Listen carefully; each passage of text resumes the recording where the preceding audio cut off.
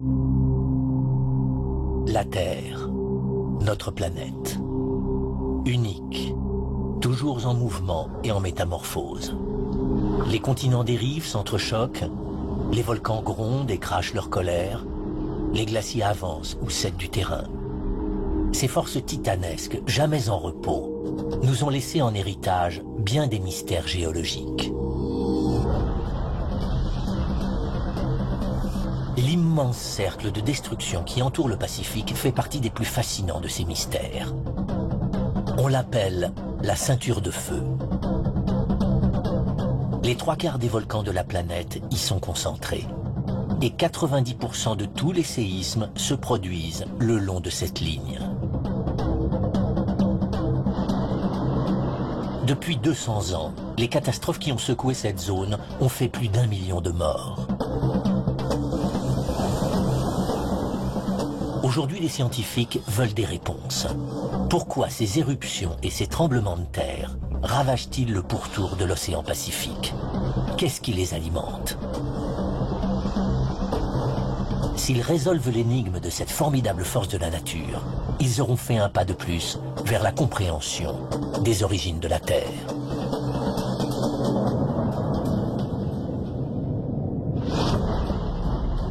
La ceinture de feu est l'une des zones de destruction les plus étendues de la planète Terre.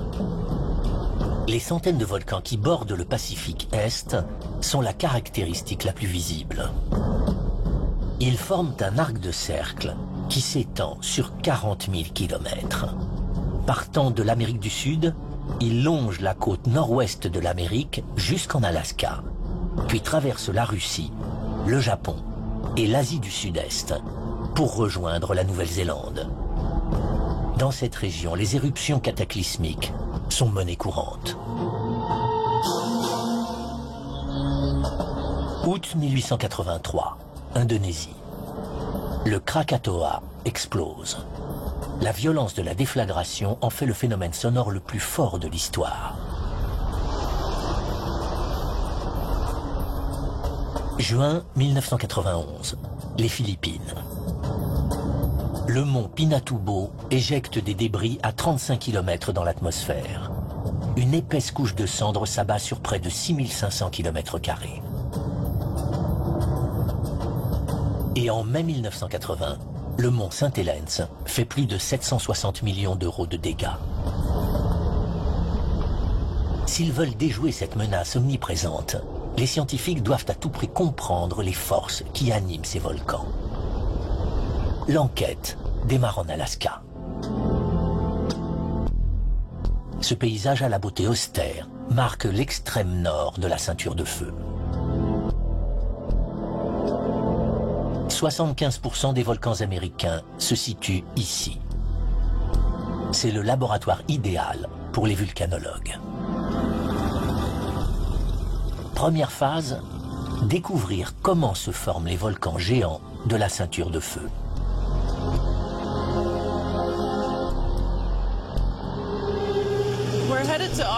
Nous allons voir l'Augustine dans le golfe de Cook. Il appartient à la chaîne de volcans qui s'étend jusqu'aux îles Aléoutiennes.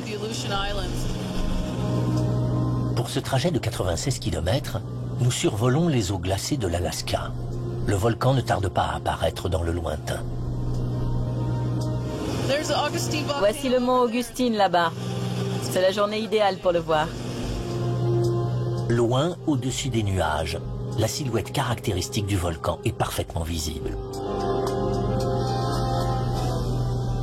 L'Augustine est un stratovolcan, du type de ceux qui jalonnent la ceinture de feu.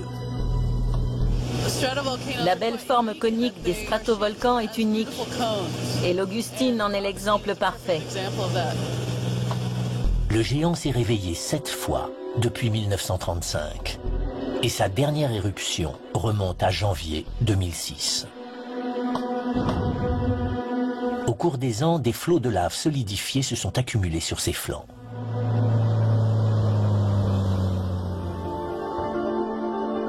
Catherine Bull escalade l'une des coulées afin de l'étudier de plus près. Cette lave est faite de blocs. Elle comporte des morceaux plus denses que d'autres et on voit qu'elle est très fragmentée. C'est ce qu'on appelle une coulée en bloc. Cette lave en bloc fournit un indice crucial sur la violence des volcans de la ceinture de feu. Elle est plus épaisse à sa sortie du cratère. Et cette épaisseur modifie la manière dont elle s'écoule. Il y a plusieurs façons de déterminer l'épaisseur ou la viscosité de la lave. À Hawaï, elle est fluide. Le miel imite très bien la lave d'un volcan hawaïen qui entre en éruption. Elle s'écoule très facilement sur le roc. En revanche, les laves en bloc ressemblent davantage à du beurre de cacahuète. Elles coulent quand même, mais leur viscosité est bien plus élevée. La viscosité de la lave est directement liée à sa teneur en silice, le minerai le plus abondant de la croûte terrestre. Plus elle contient de silice, plus la lave sera épaisse, visqueuse. La lave d'Hawaï en contient peu. Elle est fluide et crée un paysage relativement plat. Mais celle des volcans de la ceinture de feu, riche en silice, est collante et s'écoule difficilement. Elle façonne d'immenses stratovolcans en forme de cône. Des caméras infrarouges ont été utilisées en 2006 pour étudier l'Augustine en pleine éruption. L'image montre les couches successives déposées par cette lave visqueuse. C'est cette consistance qui rend les stratovolcans si meurtriers. Cette lave est tellement épaisse que la matière ne se déplace pas facilement dans le volcan, ce qui peut entraîner la formation de bulles de gaz. Profondément enfoui sous terre, sous une énorme pression, du gaz dissous imprègne la roche en fusion. Quand ce dernier s'élève, la pression diminue. Cette baisse de pression active la formation de bulles de gaz, comme quand on ouvre une bouteille de soda. Si le magma est fluide, le gaz peut s'échapper sans danger. Mais il reste piégé dans celui de la ceinture de feu, épais et riche en silice, et provoque souvent de terribles désastres. Essayez de faire remonter une bulle dans du beurre de cacahuète. Ce n'est pas si facile. Une énorme pression s'accumule et au bout d'un moment, le point de non-retour finit par être atteint.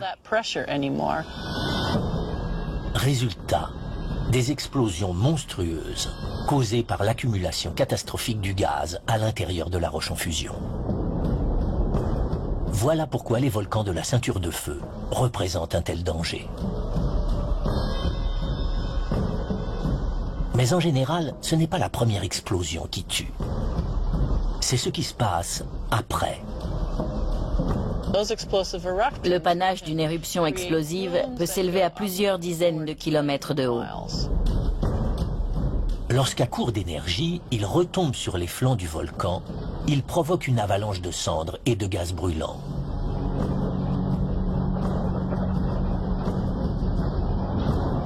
Ces coulées de plus de 700 degrés, qui dévalent à 160 km/h, détruisent tout sur leur passage. C'est la conséquence dramatique des éruptions explosives causées par l'accumulation de gaz dans la lave visqueuse. L'investigation s'approfondit. Katharine Bull recherche à présent des pistes sur la formation de cette lave. Au pied de l'Augustine, elle collecte des échantillons provenant de l'intérieur du volcan. Cet énorme bloc de lave visqueuse solidifiée a vu le jour sous forme de magma dans le ventre de la Terre. Il a été éjecté par une éruption et il recèle des preuves intéressantes. Je vois beaucoup de minéraux dans ce bloc et un peu de hornblende. La présence de cristaux de hornblende fournit un indice précieux sur la création du magma. C'est important car ça nous apprend quelque chose sur l'état du magma à l'endroit où la hornblende s'est cristallisée. C'est un minéral qui ne se forme que s'il y a de l'eau. Cela prouve que l'eau est présente au plus profond de la Terre. Les scientifiques tendent à penser qu'elle joue un rôle essentiel dans la formation du magma qui alimente les volcans. Au cœur du globe, la roche est brûlante et semi-solide. La présence de l'eau devrait la refroidir. Or, il n'en est rien. Cette eau, qui est sous haute pression, modifie la structure de la roche et la fait fondre, formant des panaches de magma. La roche en fusion, en s'élançant vers la surface, bâtit des volcans géants.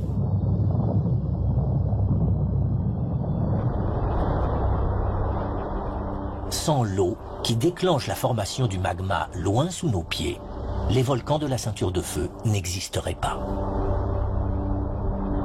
De grands pans de ce processus restent à expliquer, mais nous en avons compris une bonne partie, et l'eau joue un rôle majeur dans la fusion de la roche.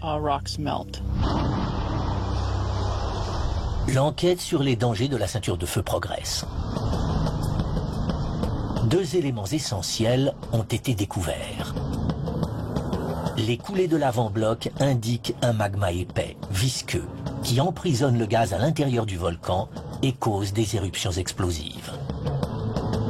Quant aux cristaux de hornblende, ils révèlent qu'au cœur de la Terre, l'eau favorise la création du magma qui alimente les volcans.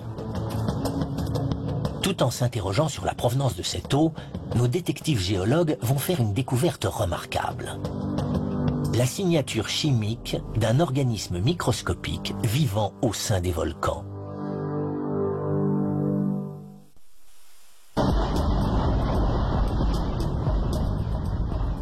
Le sous-sol de la ceinture de feu est donc parcouru de poches de magma explosif qui n'existeraient pas en l'absence de l'eau.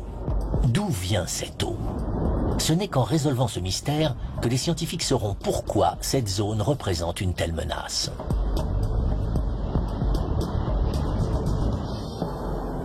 L'investigation reprend au mont Lassen, un volcan actif du nord de la Californie. Le site est entouré de sources chaudes, de mares de boue en ébullition et de cheminées qui vomissent des fumerolles de vapeur et de gaz surchauffés. Cette intense activité thermale est due à la chaleur émanant de la poche de magma.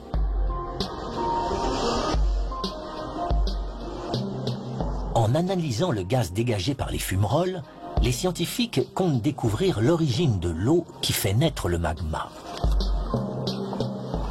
Cet instrument est un thermomètre. La température de cette fumerole est de 92,5 degrés Celsius.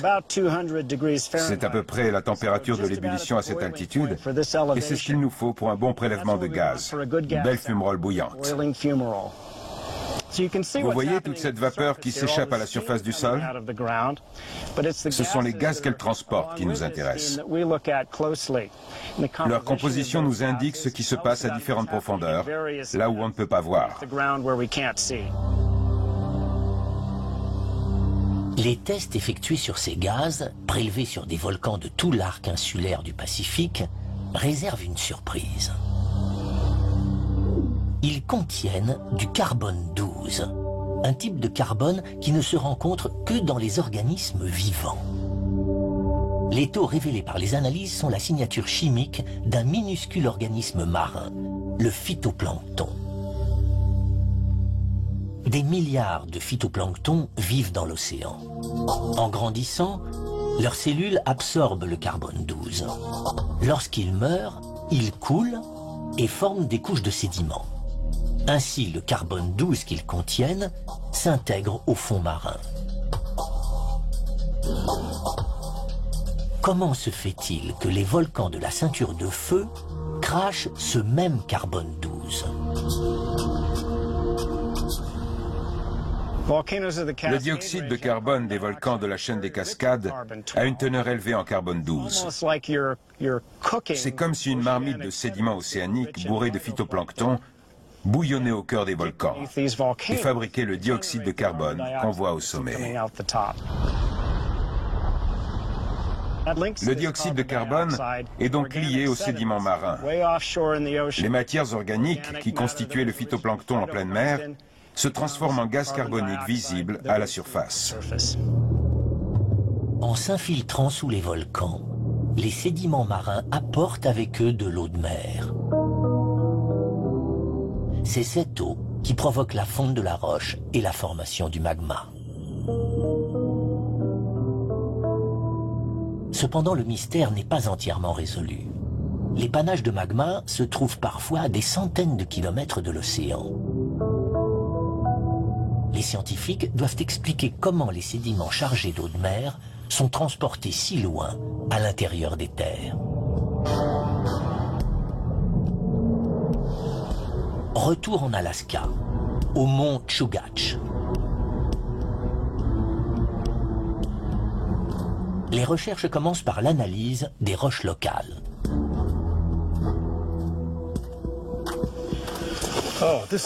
Voici un très beau rocher.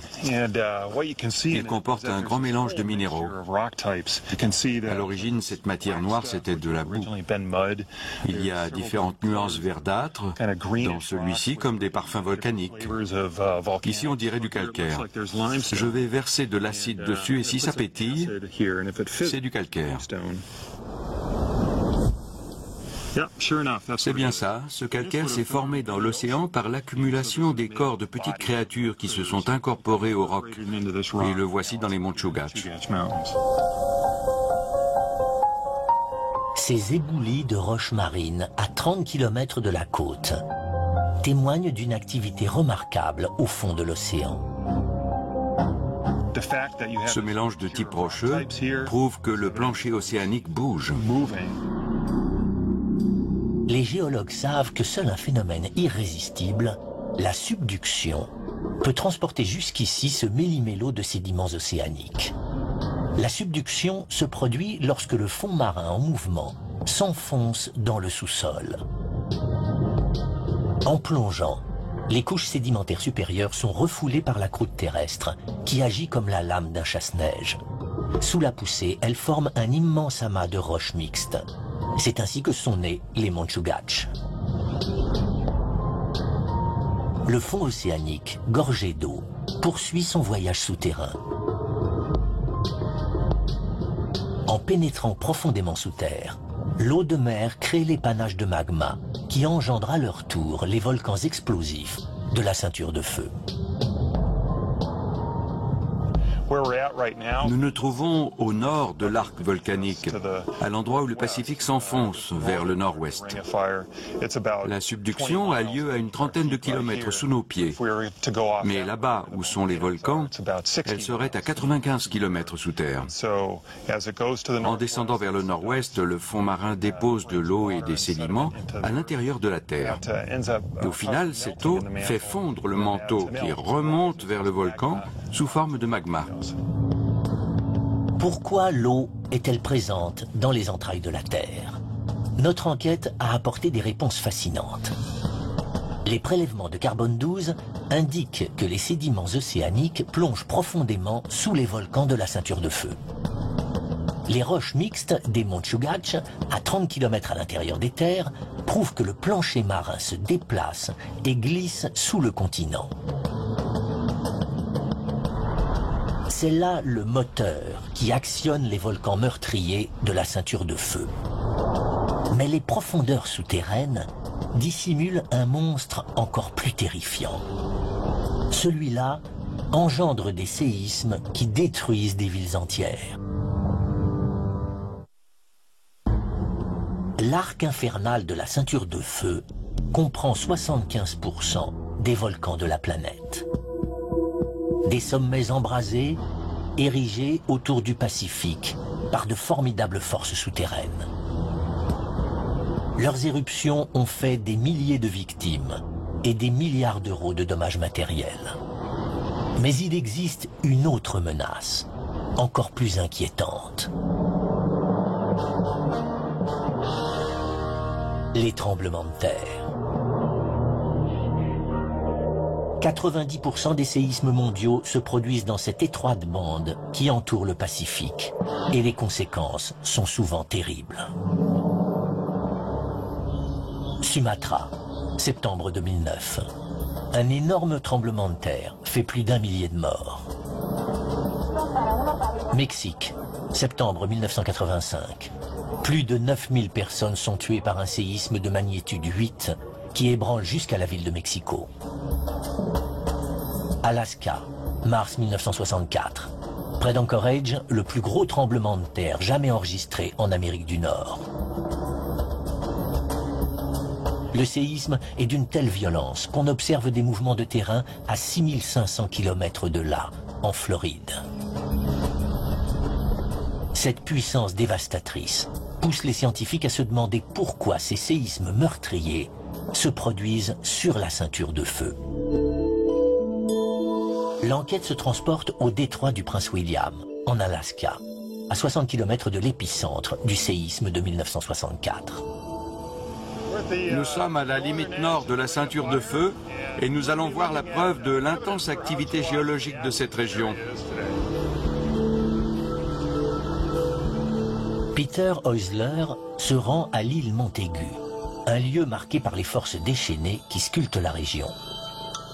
Il découvre une côte déchiquetée et jonchée de rochers.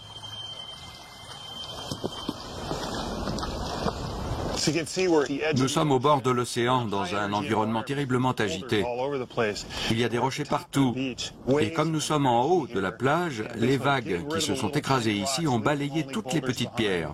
Elles n'ont laissé que les rochers. On voit qu'ils sont adossés les uns aux autres, comme des dominos. Il faut de grosses vagues pour les faire basculer et parvenir à ce résultat. Cette plage rocheuse ne donne pourtant qu'une vague idée de la violence des séismes de la ceinture de feu. La véritable preuve se trouve à 400 mètres à l'intérieur. Peter Heusler se ferait un passage dans les épaisses broussailles.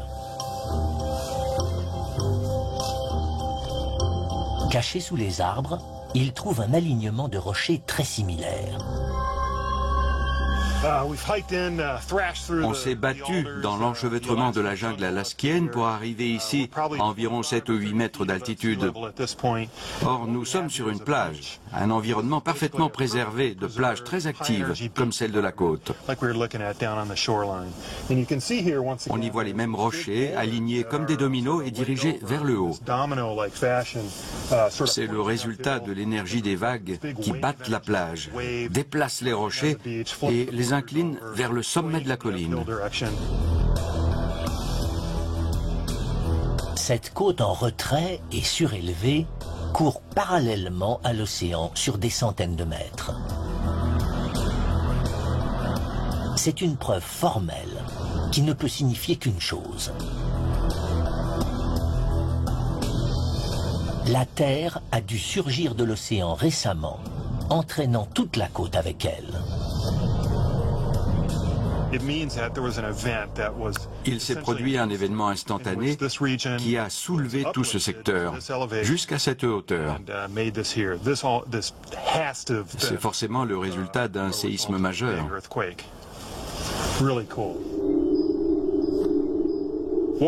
On voit ici les conséquences du grand tremblement de terre de 1964. Nous sommes exactement à l'endroit qui a subi la plus grande élévation. Le séisme géant propulse la Terre hors de la mer. Dans la ville voisine d'Anchorage, les dégâts sont considérables. Il était de magnitude 9,2. C'est le deuxième plus grand séisme de l'histoire. Tout simplement énorme. La Terre a tremblé durant 4 minutes et demie. Mais cette catastrophe fournit un indice sur le type de séisme qui rend la ceinture de feu si dangereuse. Le tremblement de terre qui s'est produit ici, en 1964, était un séisme de chevauchement, et même de méga-chevauchement, à cause de son ampleur. C'est le résultat du glissement d'une plaque rocheuse sur ou sous une autre. Ces séismes sont les plus puissants de tous. Ils représentent l'un des plus graves dangers de la ceinture de feu. Quand ils ont lieu sous l'océan, ils peuvent provoquer des raz-de-marée meurtriers, les tsunamis. Celui de 1964 engendre une vague de plus de 60 mètres de haut.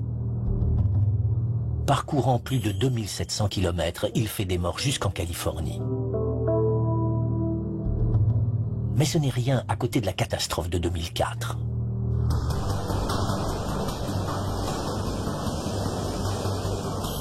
Le 26 décembre, au large de la côte asiatique, un formidable tremblement de terre sous-marin déclenche des vagues monstrueuses. Le littoral de 14 pays est submergé. Près de 200 000 personnes perdent la vie. L'ampleur du désastre s'explique par la violence des séismes de chevauchement. Il devient urgent de savoir pourquoi ces derniers surviennent sur la ceinture de feu.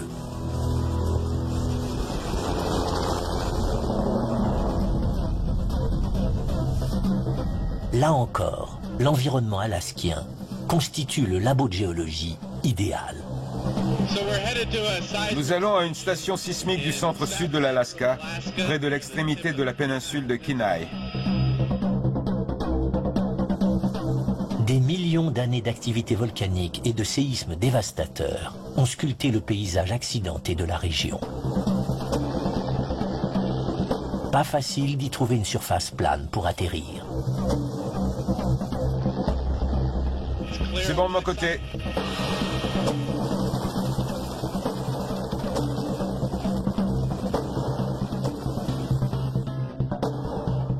La station de Mike se trouve tout là-haut, protégée des éléments et des ours, par sa coque jaune. Voici la chambre qui abrite la station sismique. Nous en avons beaucoup, éparpillés dans tout l'État d'Alaska. Il existe plusieurs milliers de stations identiques, depuis l'Alaska jusqu'en Californie. Le dispositif surveille toute l'activité sismique, tous les tremblements de terre du secteur. Il fait partie d'un vaste réseau qui couvre tous ces volcans, cette partie du continent, toute la région. Les données ne servent pas seulement à mesurer la gravité du séisme, sa magnitude. En rapprochant les informations fournies par plusieurs stations, on peut aussi le localiser. L'Alaska connaît environ 1500 tremblements de terre par mois. Si on les étudie globalement, on discerne une carte. Ils forment un ruban d'activité sismologique qui longe la côte. Sans surprise, ce ruban épouse la ligne de la ceinture de feu. Néanmoins, c'est ce qui se passe en dessous qui intéresse les scientifiques. Une coupe latérale montre que les séismes qui se produisent près de l'océan sont proches de la surface. Mais plus on pénètre dans les terres, plus ils s'enfoncent profondément. Ils suivent une ligne descendante qui débute dans l'océan et se poursuit sous le continent. Cette déclivité géante fournit un indice précieux sur la formation des séismes de méga-chevauchement. Les épicentres suivent exactement la pente du plancher océanique qui plonge sous les volcans. Les séismes sont déclenchés par la friction des plaques rocheuses lorsqu'elles se croisent sous terre. C'est la subduction du fond marin sous le continent qui rend les séismes de la ceinture de feu si dévastateurs et érige des stratovolcans explosifs. Tout ce que nous avons observé, les volcans, les fronts d'activité sismique, les violents séismes à l'interface, tout cela fait partie d'un seul système. Tout est relié et interconnecté. Deux pièces viennent de s'ajouter au dossier de la ceinture de feu. Une côte surélevée qui témoigne de la violence inégalée des secousses de méga-chevauchement. Et les données sismologiques qui démontrent que ces phénomènes destructeurs sont le fruit de la subduction, le mouvement du fond marin qui donne également naissance aux cracheurs de feu de l'arc volcanique. Curieux de découvrir le lieu précis où se déroule ce processus phénoménal, les océanographes explorent les creux les plus profonds, les plus inaccessibles de la planète.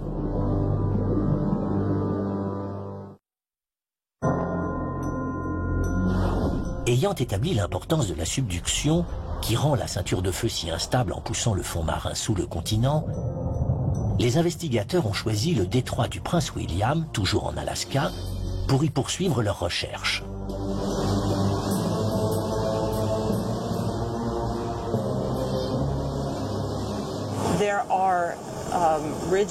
Sous l'eau, il y a des crêtes, des affleurements, des canyons, des ravines, des montagnes. Être capable de tracer une carte exhaustive du fond océanique, d'en avoir une vue d'ensemble, c'est comprendre sa configuration et son interaction avec le fonctionnement de la Terre.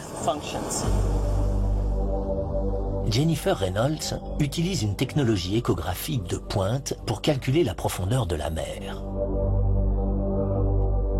Une onde sonore est émise sous le bateau.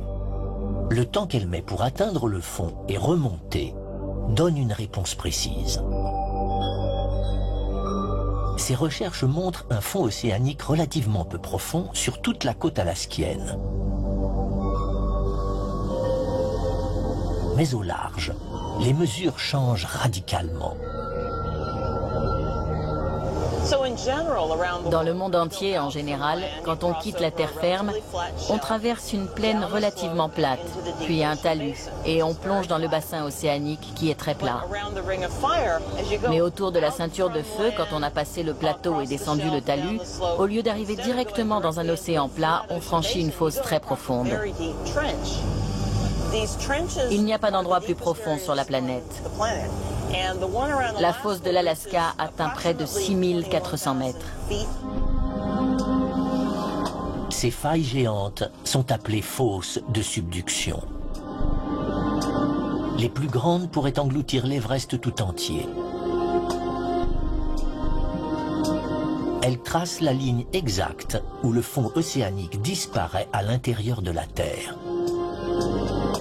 déclenchant des séismes et des éruptions volcaniques catastrophiques. La ceinture de feu tire son nom des volcans qui encerclent le Pacifique. Mais au large, partout où il y a des volcans, il y a aussi une fosse océanique abyssale. Ce ne sont donc pas ces célèbres volcans qui déterminent la situation géographique et la forme de la ceinture de feu. C'est la position des fosses de subduction à des kilomètres en mer. Et en cartographiant toutes les fosses du Pacifique, les scientifiques font une nouvelle découverte, plus importante encore. L'imagerie informatique permet de visualiser la Terre dépourvue de ses océans. On s'aperçoit que les fosses suivent le bord d'une dalle rocheuse géante, ou plaque, qui constitue le fond de l'océan Pacifique.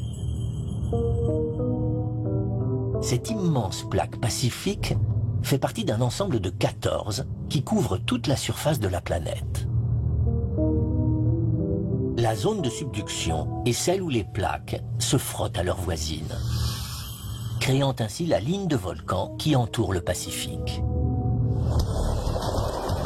Mais il nous manque encore des réponses.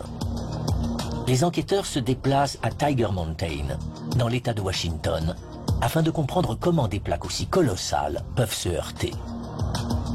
En ville, le GPS de votre voiture vous indique où vous êtes à 1 mètre près. En géologie, il nous faut une précision au centimètre ou au millimètre pour pouvoir suivre les changements du terrain. C'est beaucoup plus subtil. Flake a installé un marqueur GPS à flanc de montagne. Voici l'unité GPS de Tiger Mountain. Ces tiges de métal sont plantées dans le soubassement rocheux et cimentées pour empêcher tout mouvement. L'antenne nous permet de mesurer quotidiennement certains points à partir de cette position. Toute l'Amérique du Nord est équipée de telles antennes. Ce maillage permet de constater quelles forces monumentales sont à l'œuvre dans la ceinture de feu. C'est juste une antenne parmi les centaines déployées dans l'ouest des États-Unis. Elle nous éclaire sur ce qui se passe en surface. En compilant toutes ces données GPS, on voit que l'Amérique du Nord se déplace. Le continent avance vers l'ouest de près de 8 cm par an. Ce mouvement n'est possible que parce que la croûte terrestre est posée sur une couche de roche chaude et élastique qu'on appelle le manteau. Le manteau est très chaud, la pression extrême. Et plus on se rapproche du centre de la Terre, plus la température augmente. Il a donc tendance à monter comme de l'eau dans une bouilloire. Ça crée un courant de convection qui s'élève vers la surface et entraîne les plaques avec lui. La puissance des courants de convection pousse la plaque pacifique contre ses voisines et entretient le processus de la subduction. Les plaques véhiculées par les courants de convection gênent les autres. Quelqu'un doit céder le terrain, donc l'une plonge sous l'autre. Ensuite, l'eau contenue dans les sédiments océaniques s'échappe et fait fondre le manteau supérieur, ce qui crée du magma qui monte à la surface et forme les volcans de la ceinture de feu. L'étude des forces qui nourrissent la ceinture de feu a établi 2 faits majeurs. Les fosses de subduction révèlent la forme de la plaque pacifique. Et les données GPS démontrent que les courants de convection sont responsables de la collision des plaques tectoniques. C'est le déplacement de la plaque pacifique et sa conséquence, la subduction du fond océanique, qui façonne et édifie la ceinture de feu. Reste un dernier mystère. De vastes zones du fond marin sont détruites en permanence. Néanmoins, en plusieurs millions d'années de subduction dans les fosses abyssales, les fonds océaniques n'ont jamais disparu. Nos détectives lèvent le secret. La ceinture de feu, un paysage émaillé de volcans géants et secoué par de violents séismes. Au large, le fond océanique. Il s'engloutit dans des fosses de subduction abyssales. Pourquoi ce fond a-t-il à peine changé après des millions d'années d'un tel traitement? Pour les géologues, une seule explication est possible.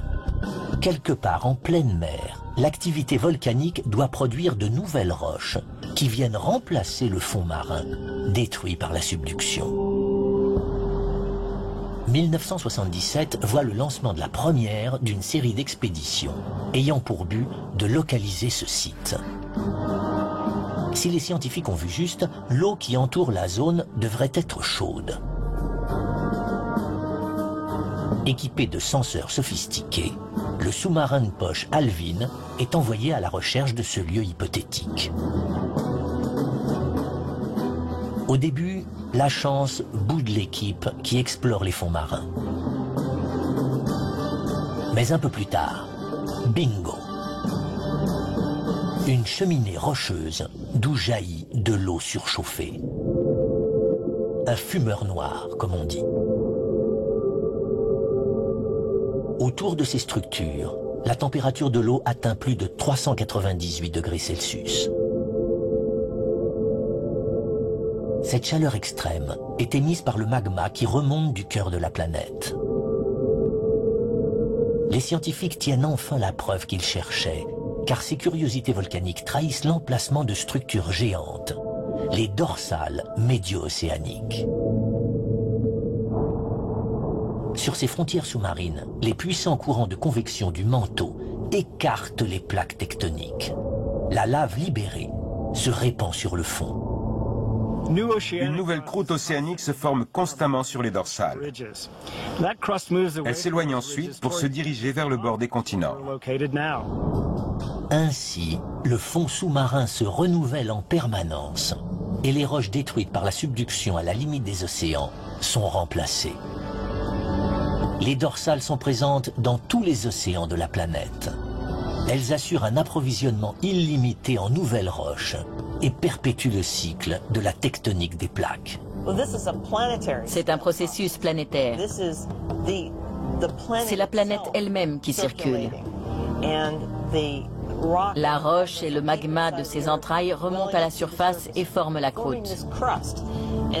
Puis cette croûte replonge dans la Terre, dans les fosses de subduction, et elle se mélange à nouveau avec la matière terrestre. Selon les spécialistes, le moteur qui propulse ce mécanisme est si puissant que le mouvement des plaques autour du globe ne devrait jamais cesser. La force des plaques tectoniques, nourrie par la chaleur du noyau de la Terre, est si astronomique que rien ne peut l'arrêter. La ceinture de feu n'est pas près de disparaître.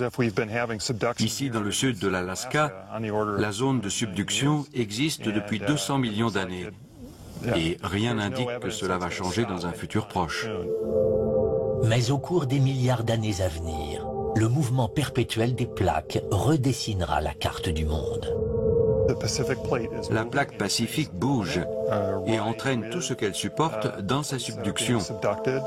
Par exemple, l'archipel d'Hawaï remonte vers l'Alaska. Des parties de la Californie aussi. La Basse-Californie se dirige vers le nord également. L'Alaska semble être un endroit très populaire. Tout le monde va s'y retrouver. Lentement mais sûrement, le Pacifique va donc changer de visage, remodelé par l'immense force de la subduction. Car là est la clé de la ceinture de feu. C'est la subduction qui crée les panaches de magma responsables de la formation des volcans explosifs. Et c'est aussi la subduction qui alimente les violents séismes tectoniques qui rasent des villes entières en quelques secondes et provoquent des tsunamis meurtriers.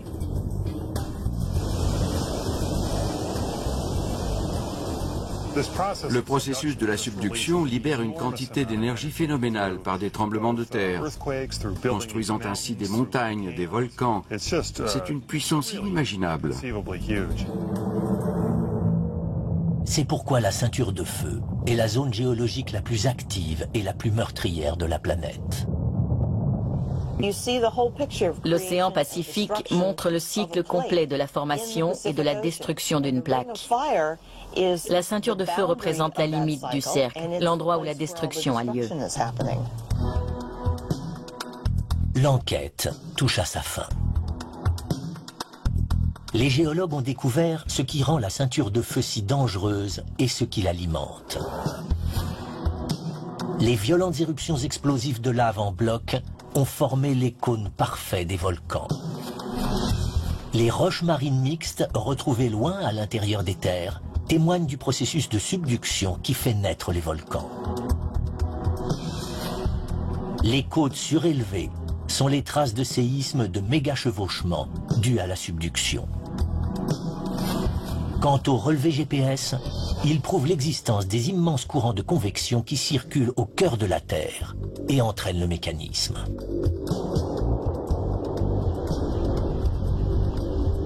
Ce sont ces forces incommensurables qui ont construit la ceinture de feu.